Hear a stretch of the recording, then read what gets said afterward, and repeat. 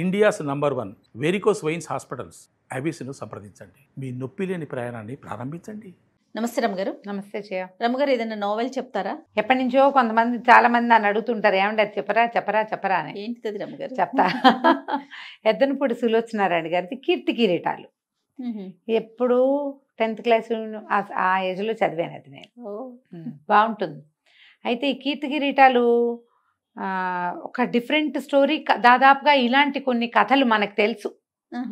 తల్లిదండ్రి విడిపోవటం, కుమారుడు ఒంటరిగా ఉండటం, మళ్ళీ తల్లినో తండ్రినో అతను కలుసుకోవటం. మనం కావిలపాటి విజయలక్ష్మి గారి విధి విన్యాసాలు చెప్పాం కదా, తహసీల్దార్ గారి అమ్మాయి కథ. కాస్త అటు ఇటుగా అలా కథ, కానీ పూర్తి కథ అది కాదు. ఫ్రేమ్ అలాంటిది అనమాట. తల్లిదండ్రి విడిపోయారు, తండ్రి మరణించాడు, కుమారుడు ఒంటరిగా ఉంటాడు. ఈ అబ్బాయికి చిన్నప్పుడే ఒక పెళ్లి సంబంధం కుదిరి ఉంటుంది. అది లాస్ట్ మినిట్ దాకా చెప్పకుండా ఉంచుతారు. ఎంత క్లాస్గా ప్రజెంట్ చేస్తారంటే కీర్తి కిరీటాలు చాలా బాగుంటుంది. చదవాల్సిన నవల అనమాట అది. అందులో ఉన్న హీరోతో ప్రేమలో పడని వాళ్ళు ఎవ్వరూ ఉండరు. వాడిని హ్యాండ్సమ్గా సూపర్గా అట్లా చూపించరు. ఒక అండర్ టోన్లో ఉండేటువంటి ఒక సాధారణమైన క్యారెక్టర్, కానీ మంచి వ్యక్తిత్వం ఉన్న కుర్రాడు కనపడతాడనమాట మనకి. తేజ అతని పేరు. ఫస్ట్ కథ ప్రారంభమే ఒక డ్యాన్స్ ప్రోగ్రామ్కి ఆ తేజ రావడాన్ని చూపిస్తారు. ఇందులో ఇతని తల్లిదండ్రి, బేసిక్ స్టోరీ చెప్తున్నాను నేను. తల్లిదండ్రి శాంతినికేతన్లో ఉండగా ప్రేమించుకుంటారు. తల్లేమో సింగరు, తండ్రేమో ఆర్టిస్ట్, చిత్రకారుడు. ప్రేమించుకుంటారు. ఈ తండ్రి ఒక పల్లెటూరికి చెందిన ఒక ఏమనాలి సనాతన సంప్రదాయ కుటుంబానికి చెందినవాడు. తల్లేమో సిటీకి హైదరాబాద్కి చెందిన ఒక వ్యాపారవేత్త కూతురు. ఈ మనం కాలేజీల్లోనూ అక్కడ వాళ్ళ కుటుంబ నేపథ్యాలు అవి బయటికి రావు. ఏ పెళ్ళిళ్ళైనా ఇలాగే ఫెయిల్ అవుతూ ఉంటాయి. ప్రేమ పెళ్ళిళ్ళు, ప్రేమించిన పెళ్ళిళ్ళు ఫెయిల్ అయ్యేది ఏంటంటే బేసిక్ పెళ్ళిళ్ళు అయ్యాకే ప్రేమలు ఫెయిల్ అయ్యేది. ఎందుకంటే వీళ్ళిద్దరి బ్యాక్గ్రౌండ్స్ వేరు. ఒకళ్ళతో ఒకళ్ళు అడ్జస్ట్ అవ్వలేరు. కుటుంబాలతో అడ్జస్ట్మెంటే కష్టం. ప్రేమ పెళ్ళిళ్ళలో పెద్ద సమస్య అదేగా కనపడుతుంది. దీన్ని 70s చూపించారు ఆవిడ. ఏనాటి 70 అమ్మా మరి కదా. ఎంత బాగా రాస్తారంటే బా సూపర్. అయితే వీళ్ళిద్దరూ ప్రేమించుకుని పెళ్లి చేసుకుంటారు. ఒక పిల్లవాడు కలిగాక వీళ్ళ మధ్య అనుబంధం పెరిగిపోతుంది. ఆ అమ్మాయి ఎప్పుడూ ఆ పల్లెటూరు వెళ్ళి ఉండదు పెద్దగా. ఏవో కొంచెం అయిష్టాలు. ఆయనకు ఒక చెల్లెలు ఉంటుంది, ఆవిడకి పిల్లలు లేరు. ఈ పిల్లవాడు పుట్టినప్పుడు ఈ పిల్లాడు నీ కొడుకే అని ఆయన అన్నయ్య అన్నట్టు, ఒకవేళ ఆ ఊరు వెళ్తే పిల్లని ఆడపడుచు లాగేసుకుంటుందని ఇవేం పెద్ద పెద్దగా చూపించరు, సింపుల్ వాక్యాలతో కనపడుతుంది. ఆడపడుచు లాక్కుంటుందేమో అన్న భయం ఈవిడికి. పిల్లని సిటీలోనే ఉంచుతారు. ఆ అమ్మాయి తండ్రికి చాలా అయిష్టం అల్లుడంటే.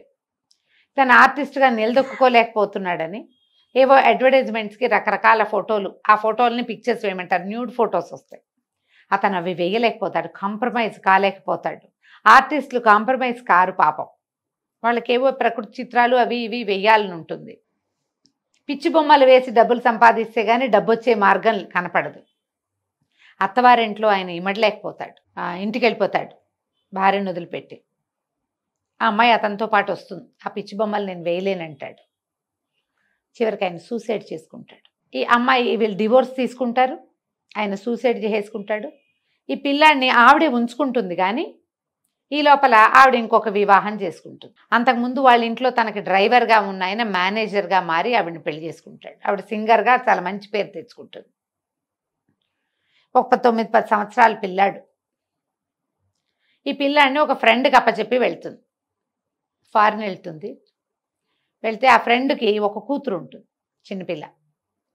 ఆ ఫ్రెండ్ పిల్లాడిని సరిగ్గా చూడదు. వాడు తల్లి మీద బెంగతో అనారోగ్యంతో దిగనాసెళ్ళిపోతాడు. పిల్లవాడు ఇట్లా మరణాసన్న స్థితికి వచ్చేసరికి ఆ తండ్రి మరణించాడు కదా, ఆయన సూసైడ్ చేసుకున్నాడు. తాత వచ్చి పిల్లాన్ని తీసుకెళ్ళిపోతారు. చాలా కష్టపడి ఆ పరిస్థితి నుంచి పిల్లవాడిని బయటపెడతారు. పెద్ద ఆయన మేనత్త ఇద్దరు కలిసి పిల్లవాడిని ఎట్లాగొట్లా రెక్కొనేలాగా చేసుకుంటారు. కానీ ఆ తల్లి బెంగ అతని లోపల అలా ఉండిపోతుంది. 9-10 సంవత్సరాల పిల్లాడంటే తల్లి ఎంత బాగా తెలుస్తుంది, బాగా తెలిసి ఉంటుంది కదా. తల్లి తనతో లేదన్న ఆ కష్టాన్ని మోసుకోలేకపోతాడు. ఆవిడ ఇంకా అక్కడే ఉండిపోతుంది. ఆవిడ ఫారిన్లో ఉండిపోతుంది. ఫారిన్లోనే ఉంటుంది. కొడుకు బాగున్నాడు అనుకుని ఫ్రెండ్కి డబ్బులు పంపిస్తూ ఉంటుంది. ఆ ఫ్రెండ్ ఏం చేస్తుంది, పిల్లాడేమో వదిలేసింది, డబ్బులు మీ పిల్లాడు మాత్రం పారిపోయాడని, వీడు బుద్ధిగా లేడని, వీడు సరిగ్గా లేడని, వాళ్ళ తాత వాళ్ళు తీసుకుపోయారని, వాడు పల్లెటూరు బయటుగా ఉన్నాడని, వాళ్ళు వినలేదని, మీ ఆడబడుచు లాగేసుకుందని ఏవేవో మాటలు చెప్తుంది. డబ్బు మాత్రం ఆవిడ దగ్గర నుంచి బాగా లాగేస్తుంది. ఈవిడ ఎవరితోటి డ్రైవర్ని పెళ్లి చేసుకుని వెళ్ళిందో అతనికి ఒక కొడుకు ఉంటాడు. ఆ డ్రైవర్ ఏం చేస్తాడు, ఈవిడ సంపాదన పర్రాలు గొప్ప పేరుంది కాబట్టి పెళ్ళానికి విడాకులు ఇచ్చి లేదా పెళ్ళాన్ని వదిలేసి ఆవిడ చచ్చిపోయేలాగా చేసి కొడుకుని తీసుకుని వెళ్ళిపోతాడు ఫారిన్. ఆ పిల్లాన్ని ఈవిడే పెంచుతుంది, సవితి కొడుకుని. వాడు పరమ వెధవలా తయారవుతాడు. ఈవిడ వల్లే మా అమ్మ అన్యాయం అయిపోయిందని వాడికి ఉంటుంది. తల్లిగా ఏం పెద్దగా ప్రేమించడు, మమ్మీ అంటాడు కానీ నోటితోటే అది. వాడికి ఏం ఆసక్తి ఉండదు, వాడు ఒట్టి దౌర్భాగ్యుడు. కానీ ఆవిడ కొడుకుగా చెలామణి అవుతాడు. ఆవిడ వాడితో పాటు ఇండియా వస్తుంది. ఈ పల్లెటూరులో ఉన్న తన కొడుకుని కలుసుకోవాలని ఆవిడ కోరిక. ఈ కుర్రాడు ఈ పెంపుడు కొడుకున్నాడుగా, వాడు పండివాడు. ఈవిడ ఉత్తరాలు రాసి పంపిస్తుంది ఆ ఊరికి ఉత్తరాలు రాసి పంపిస్తుంది. ఆవిడ ఏ ఉత్తరం రాసినా ఆ కొడుకు ఒప్పుకోడు దానికి. నన్ను వదిలిపెట్టి వెళ్ళిపోయింది, ఎందుకు ఆవిడతో వెళ్ళాలి, వాడికి తల్లి కావాలని ఉంటుంది. కానీ ఒక ఉక్రోషం, నా అమ్మ నన్ను వదిలేసిందని. ఒకసారి వచ్చి కనపడమని ఉత్తరం రాస్తే బుట్ట దాఖలు చేసేస్తాడు, దాన్ని వెళ్ళడు. ఈ నేపథ్యంలో జరుగుతుంది కథ. ఎంత ఇంట్రెస్టింగ్గా వెళ్తాను చూడు. నేను ఎక్కడో మధ్య పేజీల్లో నుంచి ఇదంతా ముందుకు లాక్కొచ్చానమాట. కథ గమనం ఇలా ఉండదు, కానీ ఇదే కథ. అక్కడి నుంచి ఏమవుతుంది, ఇప్పుడు ఈవిడ ఫ్రెండ్కి ఒక కూతురు ఉంది కదా, ఆ పిల్ల ఒక డాన్సర్, స్వర్ణ, ఆ అమ్మాయి పేరు స్వర్ణలత. దాన్ని కూచిపూడి మంచి చక్కటి డాన్సర్ని చేస్తుంది తల్లి. ఈ రాజ్యలక్ష్మి గారు అసలు ఈ కథానాయకుడు తల్లి, సంగీతం ఆవిడే. ఆవిడ ఇండియా వస్తుంది. ఆవిడ పెంపుడు కొడుకు పేరు కిషోర్. కిషోర్కి ఈ స్వర్ణలతకి పెళ్లి కుదురుస్తారు. ఓహో. తల్లికి ఇష్టం ఉండదు, తన కొడుకే చేసుకోవాలని ఉంటుంది, తేజాకే చేసుకోవాలని ఉంటుంది. కానీ ఈ ఫ్రెండ్ ఏమంటుంది, ఆవిడ పేరు ఏదో మర్చిపోయాను నేను, ఆవిడ పోటాడుతుంది. ఆవిడ పల్లెటూరు బయట వాడికి ఇవ్వమంటావా, కిషోర్ సమర్థుడు, మా పిల్ల డ్యాన్స్ ప్రోగ్రాంలని ముందుకు చూపిస్తాడు, ఇంకా ఫారిన్ తీసుకెళ్తాడు, నీ ఆస్తికి వారసుడు వీడు, వాడిని వదిలేసావు నువ్వు, వదిలిపెట్టే రాజు, ఇంకా దాన్ని ఎత్తుకోవద్దు నువ్వు అంటుంది. కానీ ఈవిడికి పాసం 10 ఏళ్ళ తన కొడుకు మీదే ఉంటుంది. ఏవో ఉత్తరాలు రాస్తుంది, ఈ కిషోర్ దాన్ని కట్ చేసేస్తాడు. వాడు తెలివైన వాడు తిరుగుబోతు కూడా. ఈ అందగత్తెగా, డాన్సర్గా, సంపాదన పర్రాలుగా, రేపొద్దున భవిష్యంతా తందేగా ఉన్న ఈ స్వర్ణానికి వలేసి దాన్ని ముద్దుగా చూస్తూ దాన్ని లైన్లో పెట్టుకుంటాడు ఆ పాపని. ఇప్పుడు కొన్ని రోజులు గడిస్తే ఆ స్వర్ణది ఒక ప్రోగ్రాంలో ఈ తేజ కలుస్తాడు. ఈ స్వర్ణకి పాటలు పాడేందుకు ఒక సావిత్రి అని ఒక సింగర్ ఉంటుంది. ఆ సావిత్రి భర్త ఈ తేజ వాళ్ళ బంధువుల అబ్బాయి, వాళ్ళ ఊరు అబ్బాయి అనమాట. తమిళ అబ్బాయిని ప్రేమించి పెళ్లి చేసుకుంటాడు. వాళ్ళని చూడ్డానికి వస్తాడు. వస్తే ఆ రోజు ఈ డ్యాన్స్ ప్రోగ్రాంకి రావాల్సి వస్తుంది. అతనికి ఈ అమ్మాయి తెలుసు, ఆ అమ్మాయి ఎవరో తెలుసు, ఆ అమ్మాయితో ఉన్నవాడెవరో తెలుసు ఈ తేజకి. తన తల్లికి ఫ్రెండ్ కూతురు అని తెలుసు. ఆ డ్యాన్స్ ప్రోగ్రాంలో ఏదో పెద్ద గలభాయి ఈ పిల్లని రక్షిస్తాడు, ఈ డ్యాన్స్ పిల్లని, డాన్సర్ అమ్మాయిని తనే రక్షిస్తాడు. నేను జాగ్రత్తగా తీసుకొచ్చి దిగబెట్టిస్తాడు. ఆ రోజున ఏమవుతుంది, అమ్మాయి చెవి జూకా ఒకటి ఇతను చొక్కాకి పట్టుకుని ఉండిపోతుంది. మర్నాడు వీళ్ళంతా మాట్లాడుకుంటారు. ఆ జూకా ఇస్తారు వెనక్కి, ఇతనే నన్ను రక్షించాడని ఆయనతో ఫ్రెండ్లీగా మాట్లాడుతుంది అమ్మాయి. తర్వాత ఏదో ఊరెళ్తూ వీళ్ళు మధ్యదారిలో కొండపల్లి ఈ ఊరుగా చూపిస్తారు. విజయవాడ దగ్గర ఉన్న మన కొండపల్లి బొమ్మలు తయారు చేయటం, లోపల ఒక చిన్న ఏమంటారు, మన ఆటవికులు అనకూడదు, ఇలా బోయలు ఆటవికులు కాకుండా వీళ్ళు ఉంటారు, పల్లెటూరు వాళ్ళు లోపల ఊళ్ళలో ఉంటారు కదా, బొమ్మలు తయారు చేసేవాళ్ళు. ఆ జాతి ఒక చిన్న తెగ మనుషులు, అవి చూపిస్తారు. ఈ అమ్మాయి సావిత్రి గోపాలంతో కలిసి ఈ ఊరు వచ్చినప్పుడు అతను చేసే పనులన్నీ చూస్తుంది. ఇతని మీద ఒక చిన్న ఆకర్షణ కలుగుతుంది, జస్ట్ పరిచయం. సరే, ఆవిడికి రాజ్యలక్ష్మి గారికి తన కొడుకు సంగతి తెలుసు. వాడు ఆ ఇంట్లో ఉన్న నర్సుతోటి కూడా ప్రేమాయణం చేస్తాడు. ఈ పిల్లని లైన్లో పెట్టుకున్నాడని తెలుసు. ఒక పెద్ద డ్యాన్స్ ప్రోగ్రామ్ అరేంజ్ చేస్తారు ఈ స్వర్ణకి. ఆ ప్రోగ్రామ్కి వెళ్తూ ఉండగా రేపు మా పెళ్ళని అదని అనౌన్స్ చేసేస్తుంది అమ్మాయి. తల్లి వద్దంటుంది, నిస్తార్థమైందని అనౌన్స్ చేయొద్దు అన్నా కూడా చెప్పేస్తుంది సరదాకి. అతనేమో ఇది నువ్వు అందరికీ చెప్పాల్సిందేనని పిల్లని బలవంత పెడతాడు. అనౌన్స్ చేస్తుంది. ఒక పెద్ద యాక్సిడెంట్ అయ్యి తల్లిదండ్రి స్పాట్లో చచ్చిపోతారు. ఈ అమ్మాయికి కాలు విరిగిపోతుంది. డ్యాన్స్ ప్రోగ్రాము, ఫారిన్ ట్రిప్పు అన్నీ రెడీగా ఉన్నాయి. ఏమీ లేకుండా మొత్తం అప్ సైడ్ డౌన్ అయిపోతుంది. తల్లి గొప్పల కోసం చేసిన రకరకాల అప్పులతో ఆస్తి ఇల్లు జప్తయిపోతాయి. ఈ అమ్మాయి మూలబడిపోతుంది. ఎవరో పింతల్లి ఇంటికి చేరుతుంది. అంతకుముందు అద్భుతమైన డాన్సర్గా అపురూపమైన బంగారు తెలాకలాగా ఉన్న పిల్ల మంచాన పడిపోయి వాళ్ళు ఎవరింట్లోనో చేరిపోతుంది. తల్లిదండ్రులు చచ్చిపోయారు. ఈ కిషోర్ ఏమో ఈ అమ్మాయి ఎప్పుడైతే కాలు విరిగిందో ఇంకా ఇది అన్ఫిట్, ఇది పనికిరాదు, మనకి డ్యాన్స్ చేయలేని అమ్మాయి ఇంకెందుకు అదేం సంపాదిస్తుంది, వాళ్ళ అమ్మ దగ్గర ఏం లేవు, తన తల్లి దగ్గర కూడా రానివ్వడు అమ్మాయిని. ఆ ఎవరింట్లోనో ఉన్న అమ్మాయి కోసం ఈ తేజ వస్తాడు, ఆ స్వర్ణ కోసం. ఆ అమ్మాయి ఉన్న పరిస్థితి చూసి అమ్మో ఇది చాలా దుర్భరంగా ఉందని వాళ్ళ పిన్నికి ఏదో కొంత డబ్బులు ఇచ్చి ఈ పిల్లని తీసుకెళ్తాడు తనతో పాటు. ఊళ్ళో పెట్టుకుంటాడు. అక్కడ ఏసోబని ఎవరో ఉంటారు, ఒక లోకల్ వైద్యుడు ఒకరిని పిలిచి రోజు పాదం మసాజ్ చేయటం, మొత్తానికి ఆ అమ్మాయిని నార్మల్ చేస్తాడు. ఈ లోపల వాళ్ళ మేనత్త ఆవిడ వస్తూ ఉంటుంది, కాత్యాయిని అని ఒక క్యారెక్టర్ చూపిస్తారు. ఆవిడ తెలుసుకుంటుంది ఈ పిల్ల ఆవిడ కూతురు, వాళ్ళ అమ్మకి ఫ్రెండ్ కూతురు అని.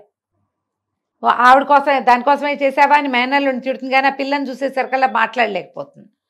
చక్కటి పిల్ల, పాపం దానికి అన్యాయం అయిపోయింది, అమ్మ నాన్న లేరు, ఈ కాలు విరిగిపోయింది, నా కాలు తగ్గాక వెళ్ళిపోతానండి అంటుంది. ఆ అమ్మాయి ఏమి ఇతనితో ప్రేమలో పడదు, ఆపేక్షగా ఉంటుంది అంతే. వీడు మొదటి రోజు నుంచి ఆ పిల్ల మీద ఇతనికి ఆకర్షణ ఉందని ఎలా చూపిస్తారంటే ఒక నీడలాగా కనపడుతుంది అనమాట. తన దగ్గరికి రానివ్వడు, కానీ అతనికి ఆ అమ్మాయి అంటే ఇష్టమని మనకు మొదటి రోజు మొదటి వాక్యం నుంచే అర్థమవుతుంది. ఏ ఆపేక్షతో ఆ పిల్లని అంత దగ్గర చేస్తున్నాడు అనేది మనకి ఎక్కడా అర్థం కానివ్వరు. ఎంత టెంపో మెయింటైన్ చేస్తారంటే కథలో చదివి తీరాలు చేయదాన్ని.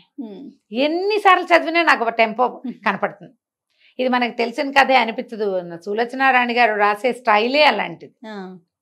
ఇది మనకు తెలుసు, మనం చదివేసాం ఆల్రెడీ, కానీ మళ్ళీ చదువుతుంటే ఇదొకటి, మీనా ఒకటి, జీవంతరంగాలు, సెక్రటరీ, శ్వేత గులాబీ, ఒకదానికి మించి ఆరాధన, ఇవన్నీ కూడా మనకి తెలిసినా సరే, అంటే నేనే అలా లొంగుతానో అందరూ అలా లొంగుతారో నాకు తెలీదు,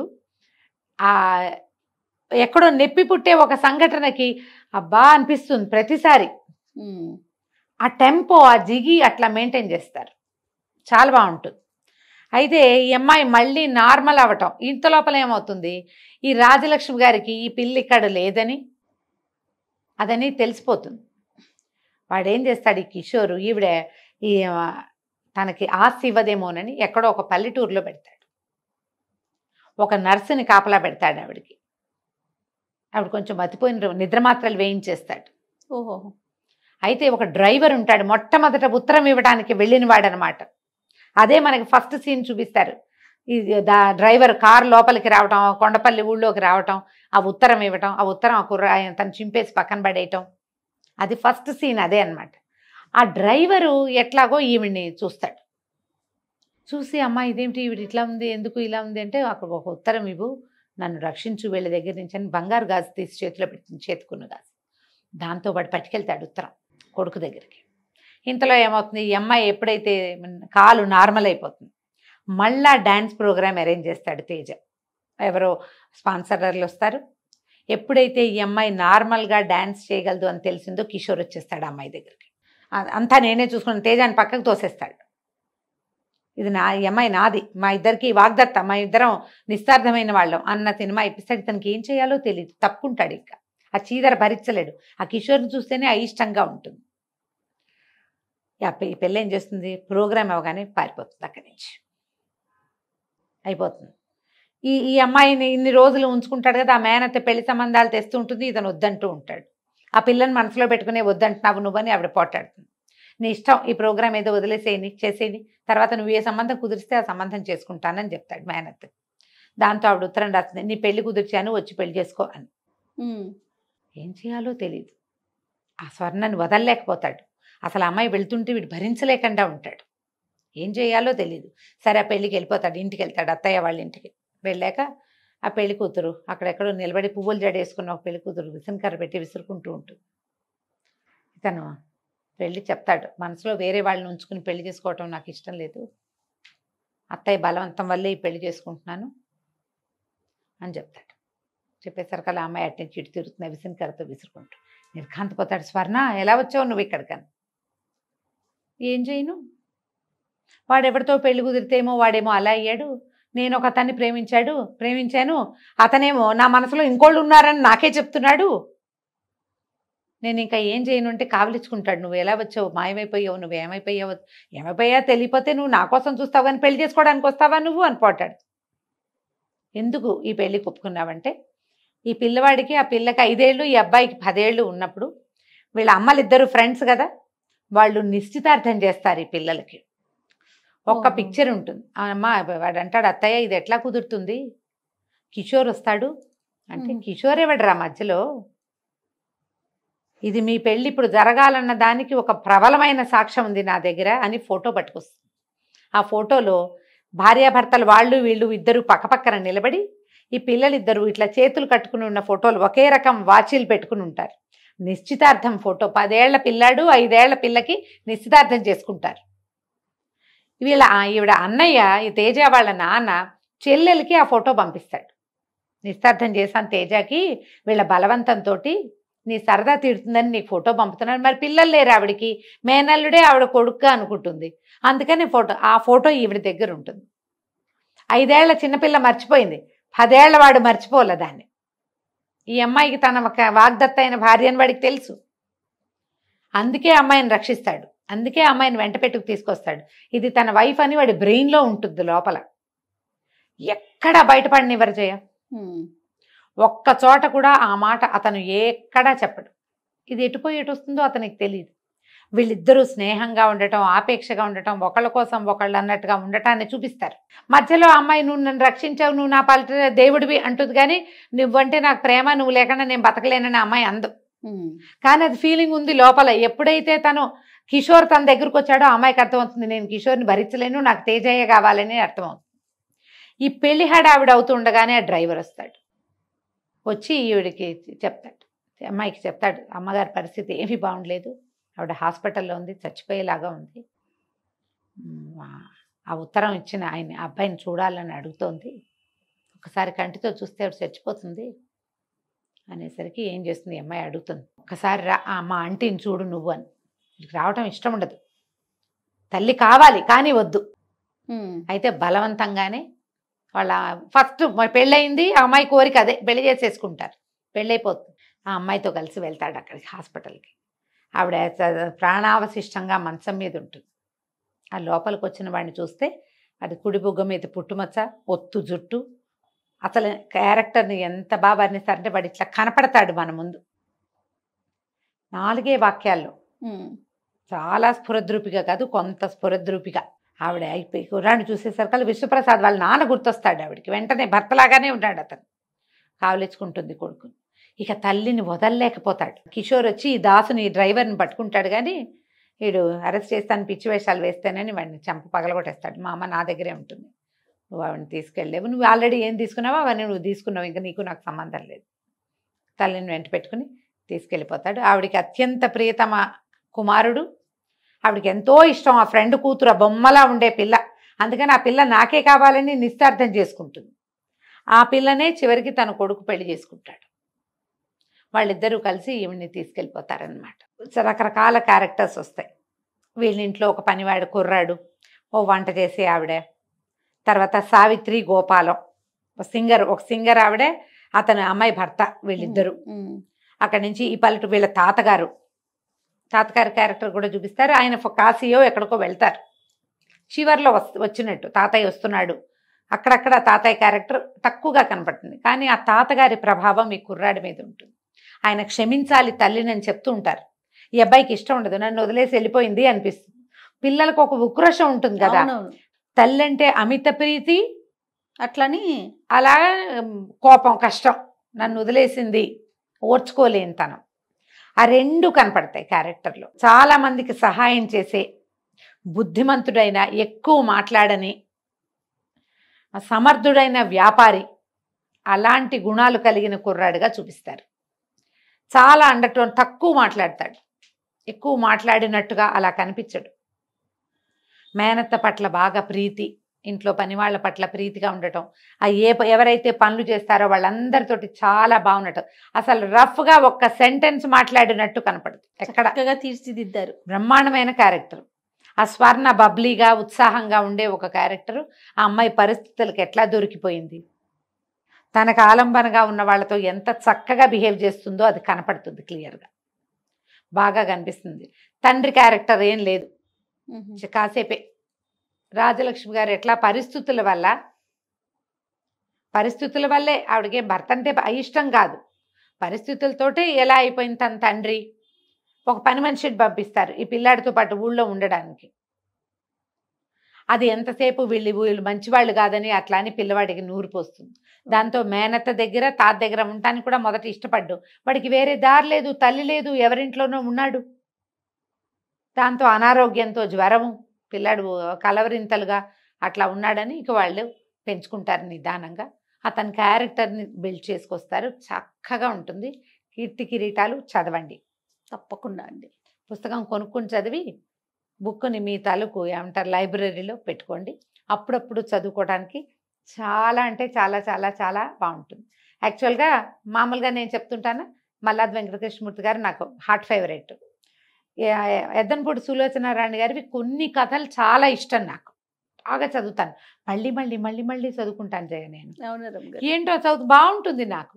అయితే మల్లాది గారితో మాట్లాడినప్పుడు ఆయన చెప్పారు ఆయన ఫేవరెట్ రైటర్ అట వీరు. ఓహో అని చెప్పారు ఆయన నాకు ఫోన్లో. నా ఫేవరెట్ రైటర్, చాలా స్టైలిష్గా రాస్తారు. అవును, ఆ మాట నిజం. అసలు క్యారెక్టర్ని మనకి బిల్డ్ చేసి చూపిస్తారు, కళ్ళకి కట్టినట్లు. కళ్ళకి కట్టినట్టే. ఈ అబ్బాయితో ప్రేమలో పడకుండా ఉండలేం మనం. వాడు ఒక అద్భుతమైన వ్యక్తిగా కనపడతాడు మనకి. అలాగని ఏమిటోగా చూపించరు, బ్రీఫ్గా క్లీన్గా సున్నితంగా అందిస్తారు. ఆ సున్నితమైన తేజాని చూడండి. గుంటూరు కారం ఇదేనా ఆ సినిమా రివ్యూస్ అప్పుడు కీర్తి కిరీటాలని తీశారు అని చాలా మంది రివ్యూలో కొంతమంది రాశారు. ఆ కథ అసలు దానికి దీనికి పోలికే లేదు. నేను చూసి దానికోసమే నాకు నెట్ఫ్లిక్స్ లేదు. యాక్చువల్గా నెట్ఫ్లిక్స్ వేసుకున్నాను ఆ గుంటూరు కారం చూడడం కోసం, ఎలా చేశారో చూద్దామని. ఏం లేదు, దానికి దీనికి పోలికే లేదు. మేనత్ ఉంది, అమ్మ నుంచి సెపరేషన్ ఉంది, అమ్మ అంటే ప్రేమ ఉంది. బేసిక్ అమ్మ మీని భరించలేడు, కావాలి, ఆ రెండూ ఉన్నాయి. అంతే తప్పిస్తే ఇందులో చూపించిన క్యారెక్టర్కి అసలు ఆ రఫ్నెస్కి ఈ తేజ ఒరిజినల్ క్యారెక్టర్, కథలో ఉండే క్యారెక్టర్ హస్తిమస్కాంతరం కదా వేరు, ఇది వేరు, పూర్తిగా వేరే. దానికి దీనికి ఏం సంబంధం లేదు. ఒక బేసిక్ ఫ్రేమ్లో ఒక్క ముక్కని మాత్రం తీసుకున్నారు, అదేలేండి, ఒకటే ముక్క. అసలు ఈ కథలో తండ్రే కనపడ్డు మనకి. తండ్రి క్యారెక్టరు లేటెస్ట్ వ్యవహారాల ప్రకారం తాగుబోత్తనాలు, తాగేస్తూ ఉండడాలు అసలు అక్కడ లేనే లేవు. కాబట్టి దాంతో పెట్టుకోవద్దు. ఇది అదేనని మీరేమైనా ఫేస్బుక్లో చదువుంటే పొరపాటును కూడా అలా అనుకోకండి. కీర్తి కిరీటాలు వేరు, కీర్తి కిరీటాలు పూర్తిగా వేరు. హ్యాపీగా కీర్తి కిరీటాలు కొనుక్కొని చదువుకోండి. తప్పకుండా అండి. నమస్తే. నమస్తే.